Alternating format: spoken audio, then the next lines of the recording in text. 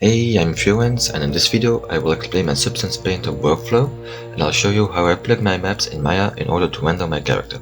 So if you're just interested in the texturing process, well, that's fine, just keep watching. But if you want to know how I modeled and sculpted this lizard, I invite you to click on the link above, and it will take you to the playlist of the tutorial series, and you can watch the first two videos if you want. So this is part 3, and it will be the last one of this series. Okay, let's get started. So what do you need to have in order to texture your character? So you need to have a model, best in T-pose and symmetrical, and it has to have UVs. So I already did that in the previous videos. Here I have the blank scene with just my character mesh. You can see it has already in a pose, and it has UVs. So all my meshes share the same UV space, and these are called UDINs. And I apply the same shader to all of them. So in this scene I will plug my renders at the end, and I will also do my final render in it. However, remember, for Painter it's best to have a clean character pose in a T-pose, because it will make the texturing process easier in Substance Painter. So I have another scene where I have my character in a T-pose, as you see. I put some props on the side because, for example, the cape covered his shoulders, and I want to see everything on the body when I texture it. I also deleted my eyes because I won't texture them in Substance Painter. I already applied a shader on it in Redshift, and it doesn't have any maps applied to it. And I also deleted one boot, because the other side has the exact same UVs, so doing just one will result in having the texture applied to both of them in the other scene with the bows. So I just have to texture one. And you can see I have the same UVs then on the character with the bows, so this is very important. A thing I like to do is to rename my meshes and end the names with _low. So this is important in Substance Painter if you want to properly bake your high poly details onto your low poly mesh. So what is baking exactly? So basically, baking is when you have your mesh inside of Painter, the one you will animate and use for renders. So I won't have all the details you might have added in ZBrush, because the topology is lower than the one you had in ZBrush with all the details. So to have these details and to use them for texturing your character, you need to bake your high poly mesh coming from ZBrush onto your mesh in Painter. However, if you just bake your object with everything, it will not always be correct, and you will have occluded areas where normally there shouldn't be any. So to prevent this, you need to name your low meshes ending with _low, and in ZBrush you need to name the same meshes with _high. And then during the baking process, Painter understands which mesh belongs to which. So in ZBrush, as you can see, I have the same meshes in the same position, but they are just subdivided and thus have a lot more polygons in order to have all these details I added. So I named them with the same names as in Maya, but instead of putting _low at the end, I put _high. Now in Maya I selected the whole character and exported it in an FBX file, but with ZBrush it's best to export an OBJ. However, the OBJ object doesn't keep your mesh names inside the file, so Painter won't have access to them during the baking process. So to prevent this, I exported every mesh in its own OBJ. So I have multiple OBJs now, and it's the file name that has the right name, so Painter will use its file name instead. Now in Substance Painter, I create a new project and I choose the template PBR Metallic Roughness. So these templates won't all have the same attributes, and they will export your maps specifically for the template you chose. So if you know you are going to render in Keyshot, for example, well, it's good to take the Keyshot template. However, the PBR Metallic Roughness is a generic one, and it works with most renders. So I leave the resolution as it is, we can change that later on. And I leave normal map format on DirectX, and I click use UV tile workflow because I have UDINs. So now I have my character inside of Substance Painter with its shader from Maya assigned to it, and you can see it has 5 UV tiles.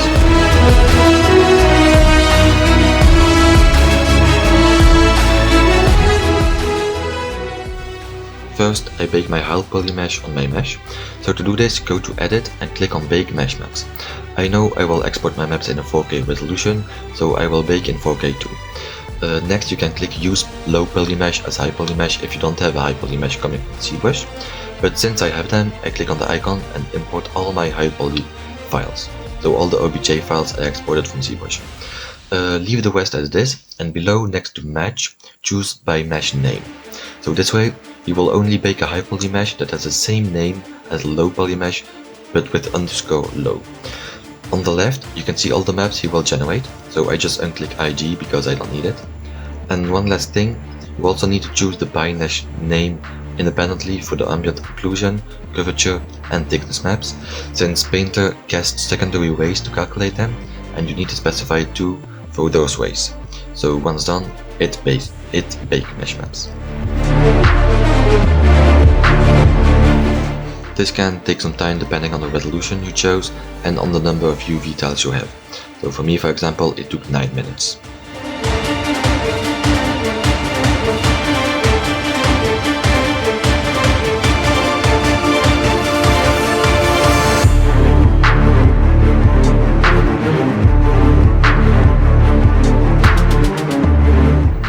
Now you can see I have all the details that I had in ZBrush, but projected on my low poly mesh.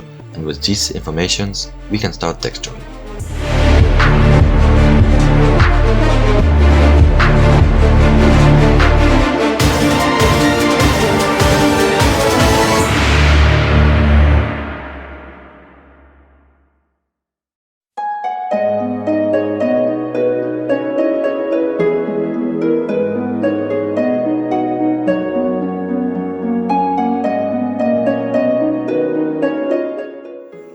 I always start with creating folders for each material, and in each folder I already create a fill layer that will kind of have the base color of the material.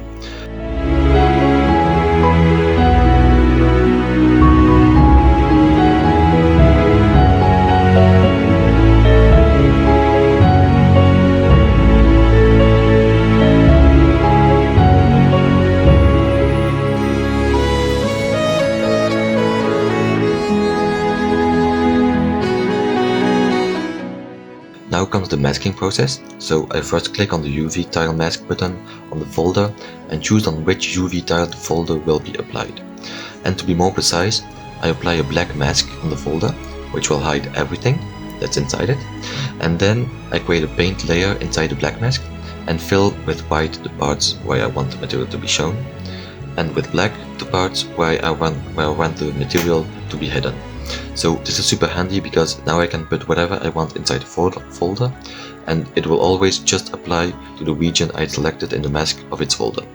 So just remember, when you use masking options, white is true and black is false. So white will let your layers be seen and black will mask them.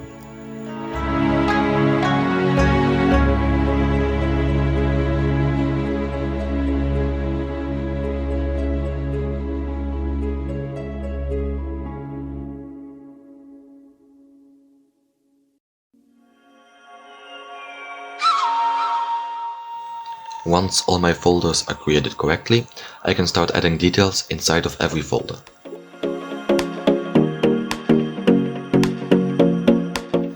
I begin with the wood material. I like to sometimes be in base color mode to just see the flat color without any lighting or shadows. I first start with creating a fill layer that will contain my base color for the wood material. So this fill layer will just affect the color, so I just keep the color icon clicked. A fill layer can contain multiple fill layers, so I create a new one inside it, and again just choose the color. I then take a black and white map and plug it into the color. So this will repeat the texture map on my mesh based on its UVs. However, you can notice the UV seams. So to prevent that, I go to triplanar mode. You might need to modify the tiling of the map, however.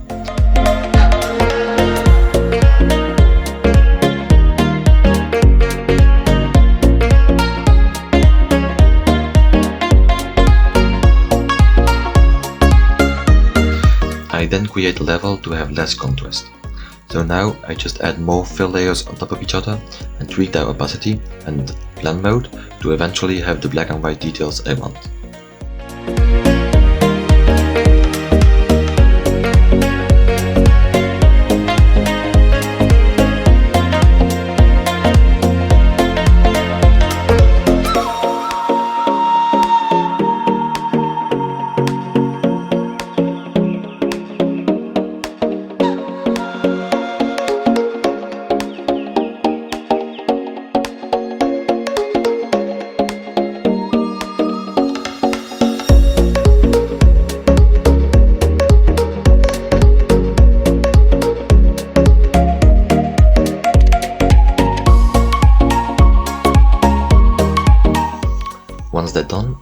filter and choose the gradient filter. With this I can choose which color will be the black, white and gray values that are below. So this allows me to have a colored variation by using black and white maps. So this is my base color for my wood.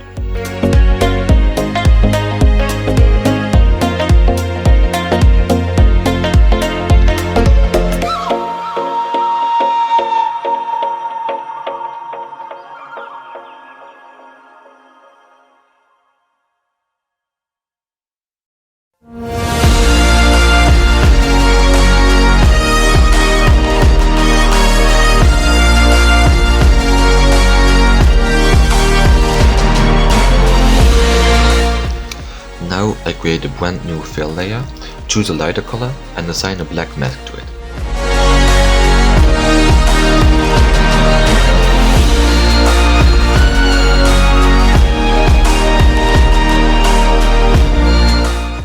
In the black mask I add a curvature generator, which will use sharp borders of my mesh to generate the mask.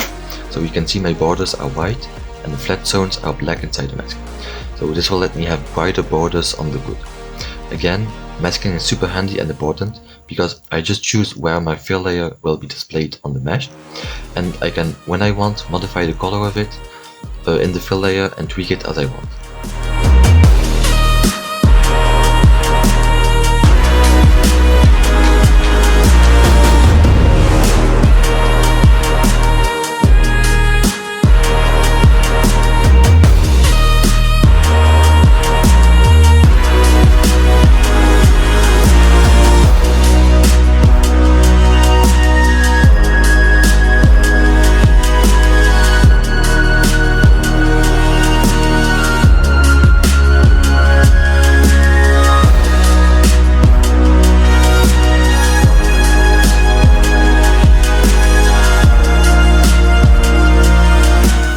So now I create another fill layer, but this time with a darker color, and again add a black mask to it, and I add a dirt generator to have my dark color just inside the occluded areas of my mesh. So remember, Painter can only access to those informations such as the edges and occluded areas of the mesh because we baked it. Without baking the maps, you can't have access to all of these features, and well, you miss the whole point of Substance Painter's powers.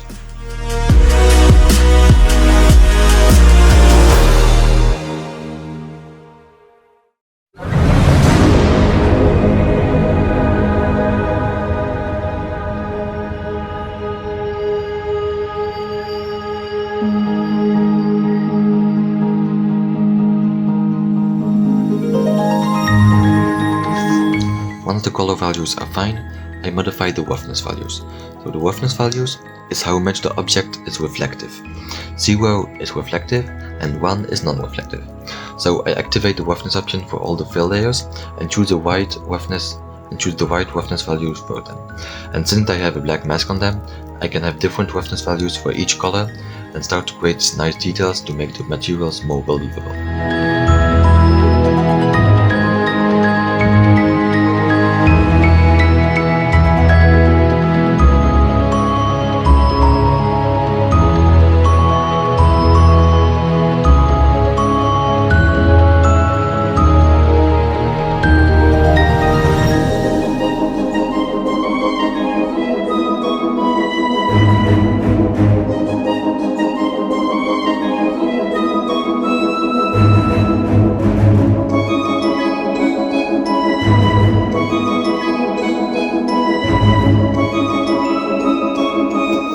Finally, I create a last fill layer that I named Color Variation, and inside it I add a map and choose the blend mode I like, and then just lower the opacity.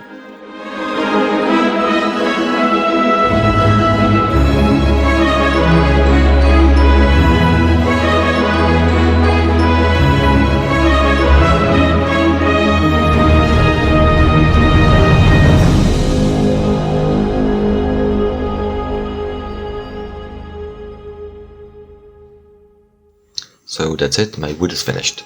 Now before moving on to the next materials, I will create a dirt material that will be on top of everything else, and it will be present in some areas that I'll like. So same workflow as on the wood material, I create a fill layer, and in that fill I just add multiple layers in order to have the gray values I like. And at the end I add a color gradient filter to choose my colors.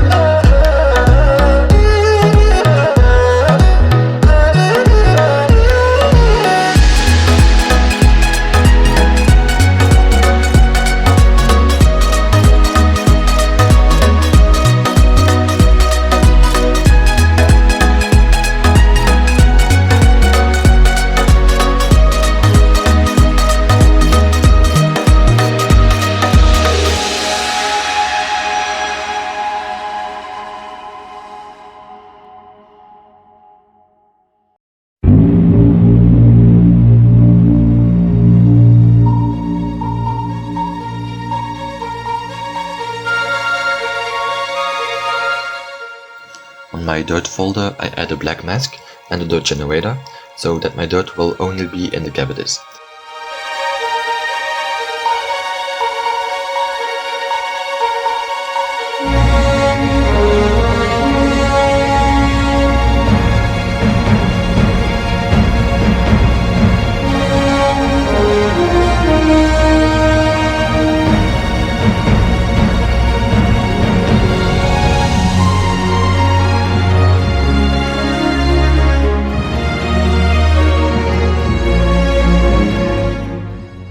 I also activate the height of my fill layer and slightly add height value, so that the dirt is more like a layer on top of everything else.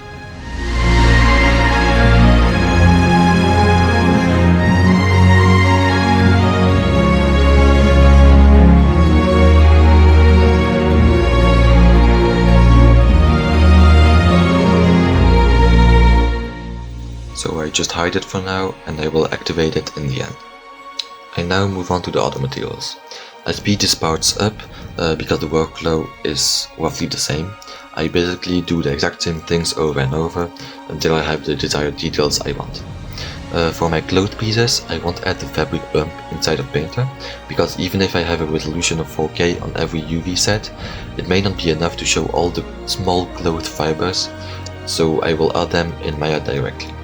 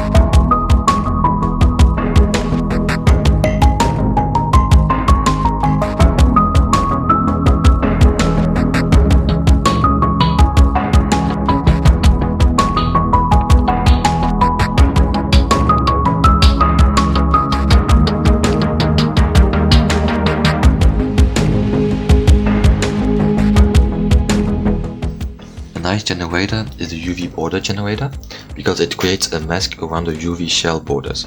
And since the UV of my cape is in one piece, it allows me to have this nice worn effect on the edges of the game.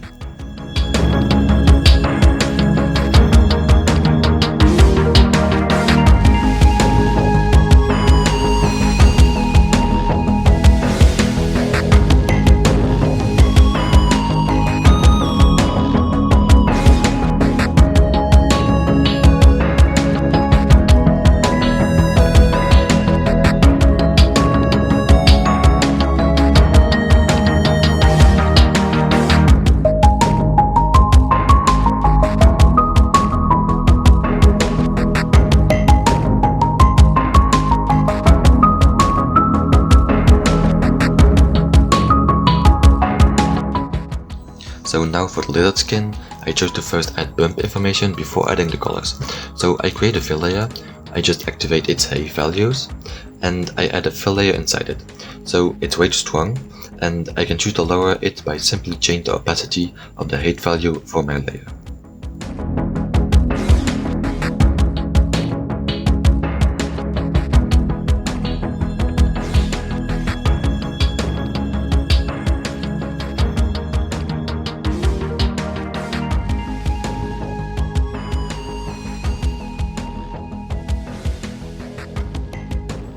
I just combine different maps, and at the end I add an anchor point. So this is like a bookmark if you want.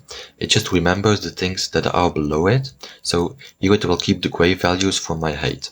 And I can use its anchor point in other layers to reference it. So for example, I create a layer, and in the color tab I go to anchor points and choose the one I just created. I specify that I want the data from the height channel, and now I get my height values inside my color. I then change the blend mode and the opacity to have a nice color variation based on my height. So anchor points are super handy because if I happen to modify my height, my color will change accordingly because it takes the height values that are referenced. Everything will just update.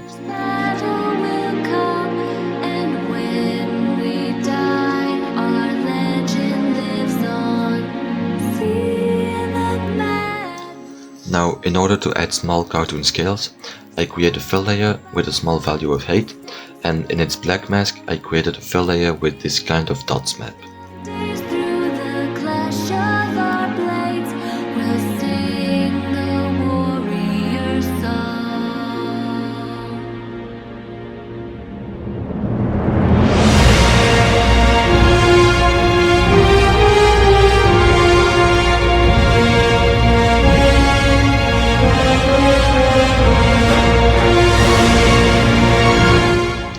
I duplicate it and decrease the tile length to have a bigger map, thus bigger scales. I do this to have more variation.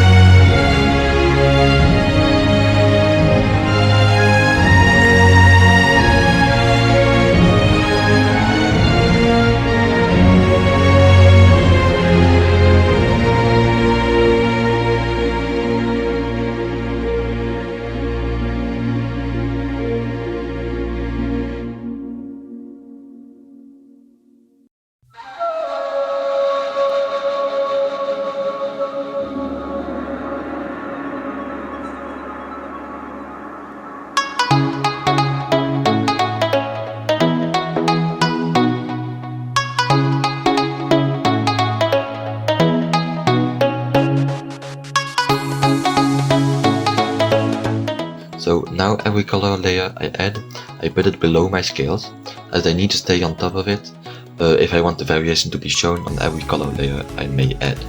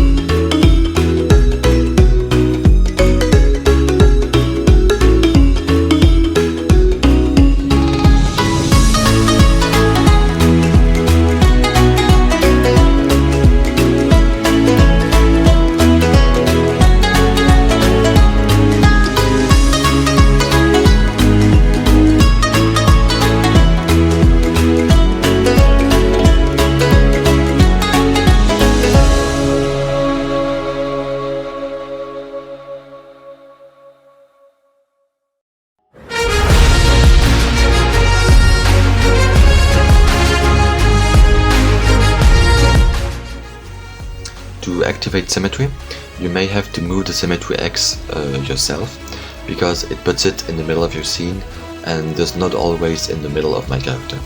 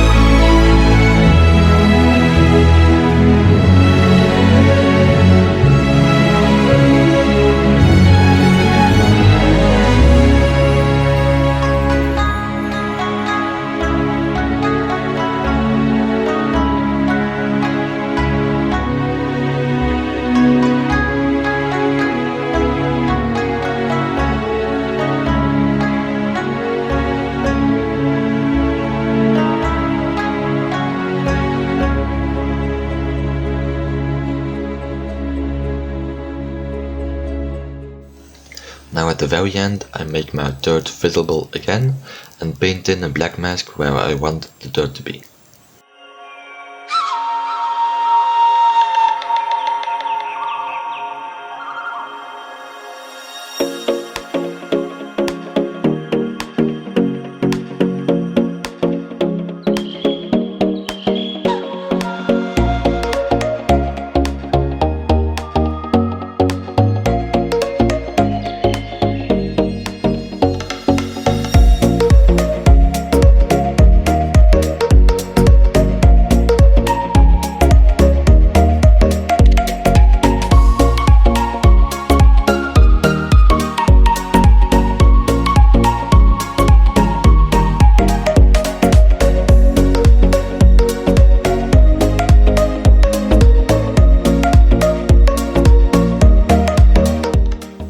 It's time to export my maps. So go to File, Export Textures and choose EXR format. It's a very good quality with a lossless color range. So I set the size on 4K And in the shader export settings, I unclick normal and emissive since I won't need these maps.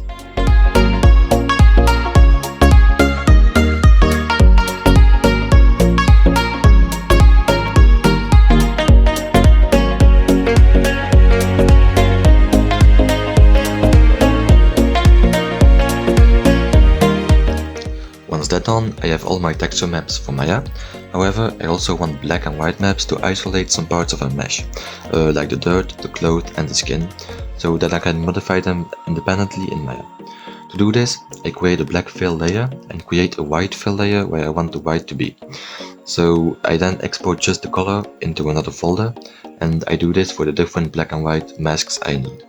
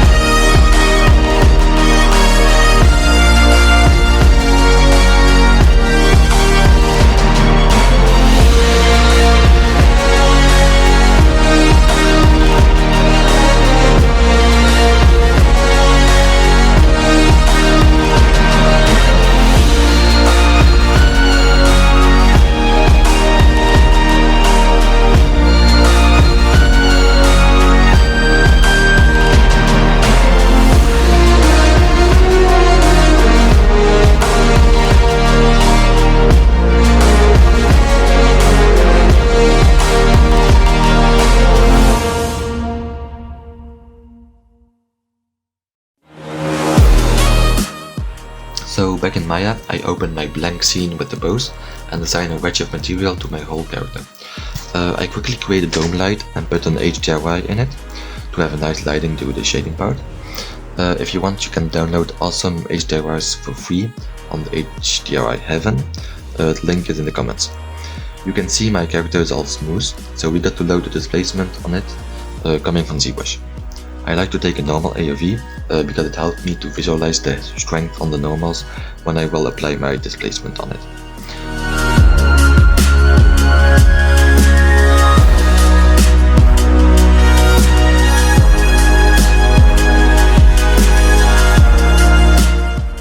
In order to have displacement on your model, you need to activate it in each mesh's shading properties, so I just check if every mesh has it activated. You also want to activate tesellation, so the mesh will be subdivided during render time.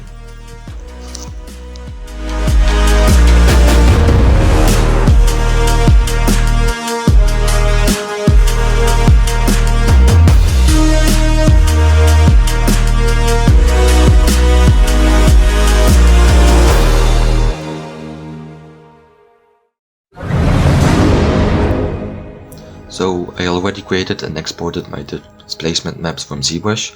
I did that in the last video, which is part 2. To have displacement, I go in Hypershade, create a displacement shader, and import my displacement maps. So remember, I have UDIMs, so I just need to import the first map, and I just need to specify it's a UDIM map, so that he understands that there are more maps. I put it in the displacement node, and I plug that into the displacement shader node. You can now see that I have all my details on my mesh, so the difference is the most visible on the wooden staff.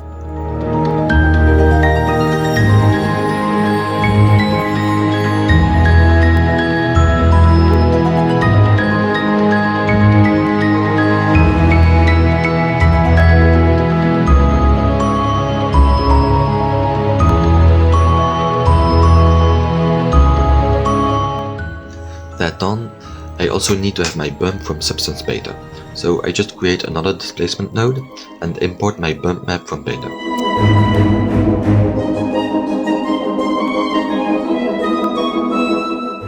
Since it's an EXR, I need to switch from sRGB to WAR, otherwise he will put a color correction on my maps, and I don't want that. At first, it's always way too strong when it comes from Painter, so I just decrease it to scale value until I have the result I had in Painter.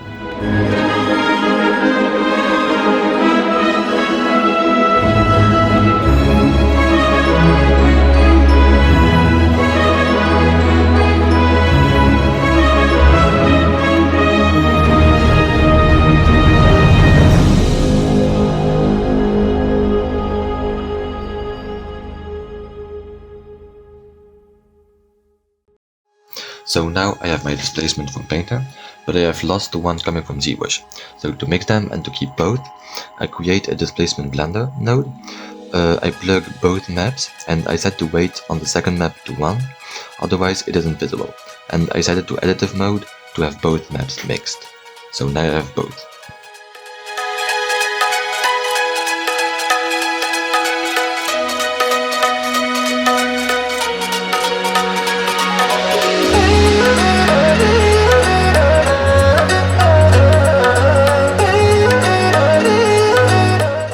Now I import my metalness and roughness maps. So I need to plug my roughness in the reflection roughness slot and not in the reflection weight like I just did here. I made a mistake here, sorry for that. And to have metalness, I need to switch to Fresnel type to metalness, but the slot isn't visible, so I need to hold the middle mouse button while holding shift down and plug it directly on the metalness value.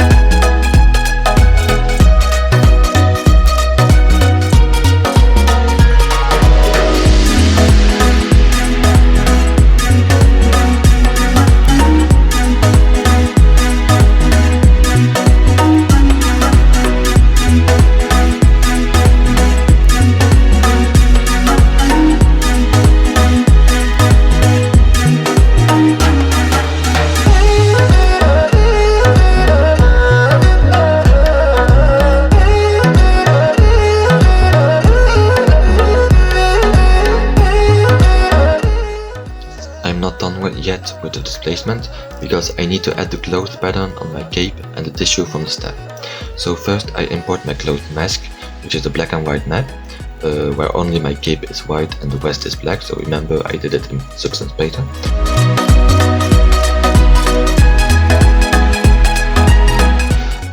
Then I take a clothes bump map, so you can get these on the internet, or I bought these ones on the ArtStation market. So again, I create a displacement node and plug it into another slot in the displacement blender node, and I plug my mask map into the displacement weight.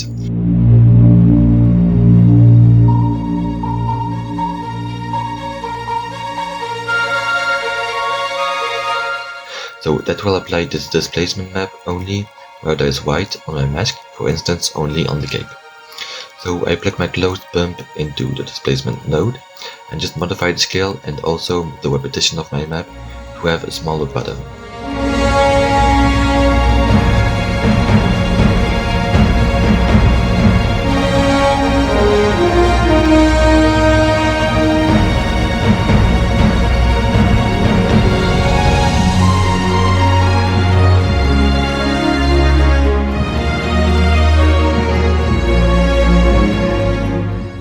Now I just do the exact same thing, but with another mask for just the tissue around the staff and with another bump map.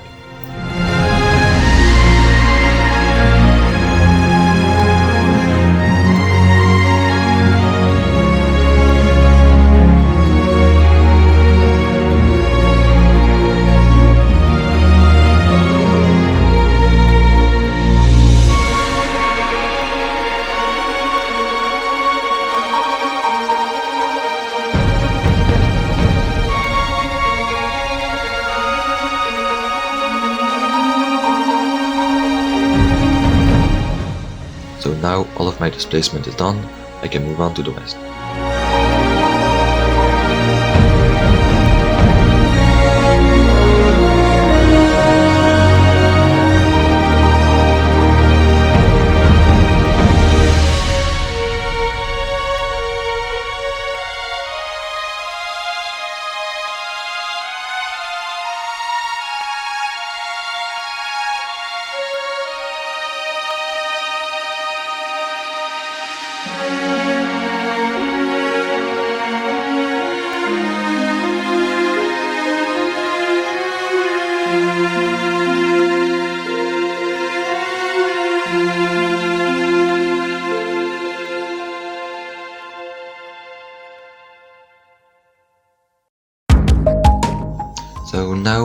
put all my maps on my character, and you could say that it's done.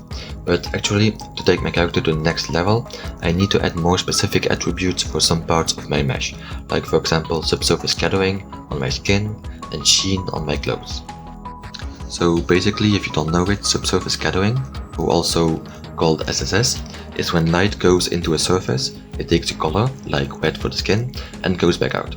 So it adds much more realism and makes your character more alive.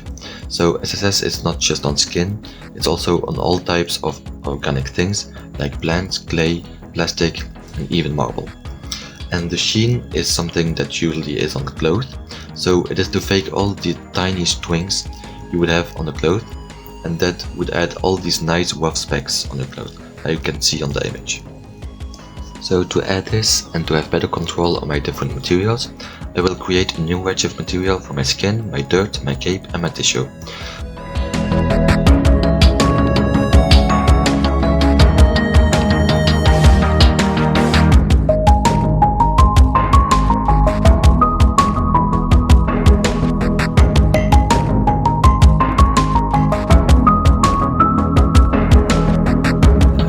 Blend them together just like I did with the displacement. So I create a material blend node and plug in my different materials, and it's the output of my mixed material that will go into the final shader node.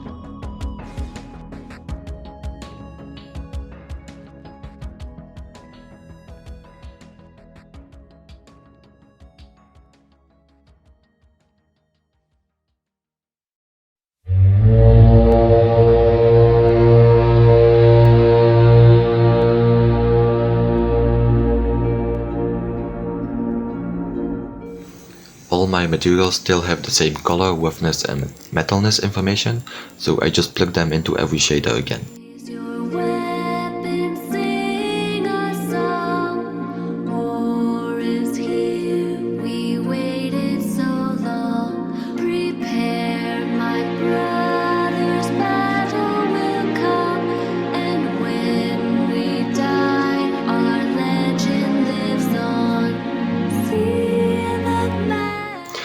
Now I import all my masks and plug them into the blend color node of every material. So again, each material will only be showed where there is white on my mask maps.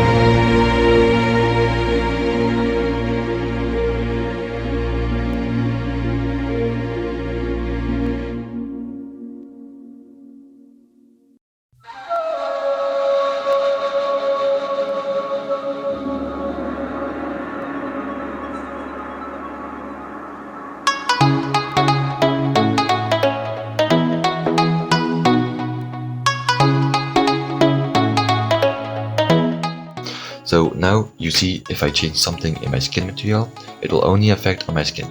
So this allows me to change some minor details for every material. For example, if I want the skin to be a bit more saturated, I take a color correction node and I put it between the color node and the lizard skin material. And now all the corrections that I make will just be applied on my skin material.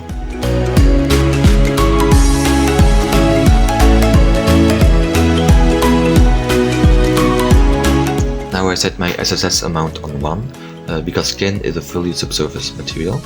I take a wet color because the light that will pass through the skin will take a reddish color because of the blood.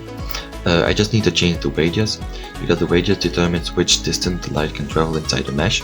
So a value of 1 can be fine if you have a bigger model, but since my model is kind of small, I need to set the radius in a low value.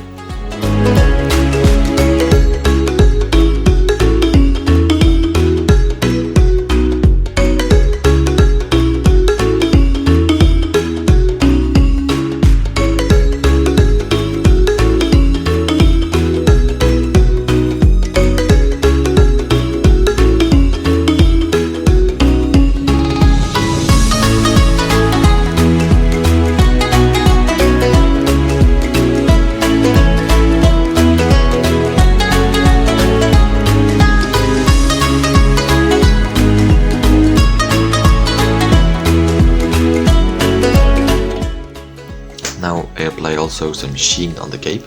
So I first make the cape a little more dark with a color correction node, and I then apply some sheen to it.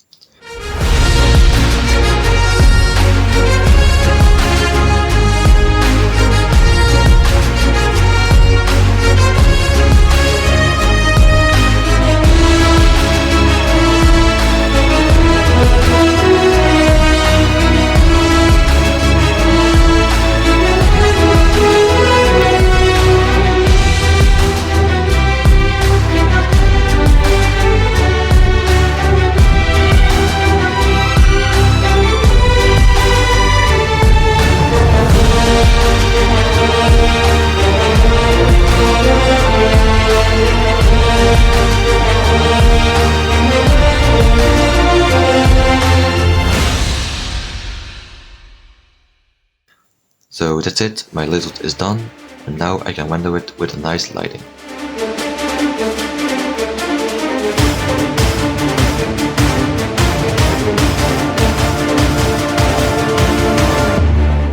I took the time to make a nice looking render, so I have this scene with a backdrop behind my character, so it's something a lot of people do to have a smooth looking background and to not have pure black behind the character.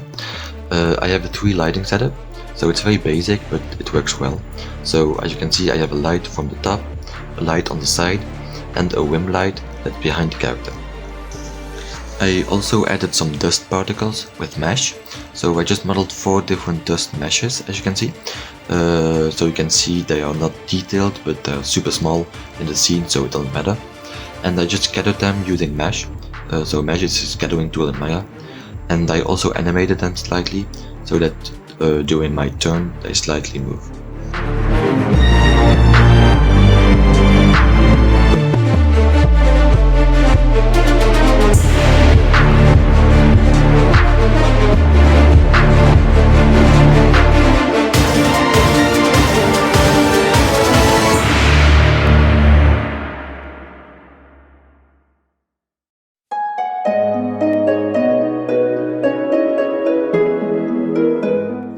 So this is my final render angle, and you can see the effect of my different lights.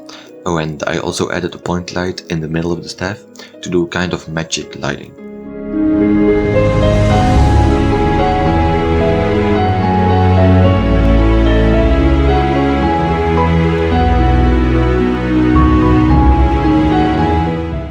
So this was the last video of this little series. I really hope you find it useful. Let me know if you want some other tutorials, otherwise I will just make some regular time-lapses, and I try to publish every week time-lapse. So yeah, thanks for watching and stay tuned. Bye guys!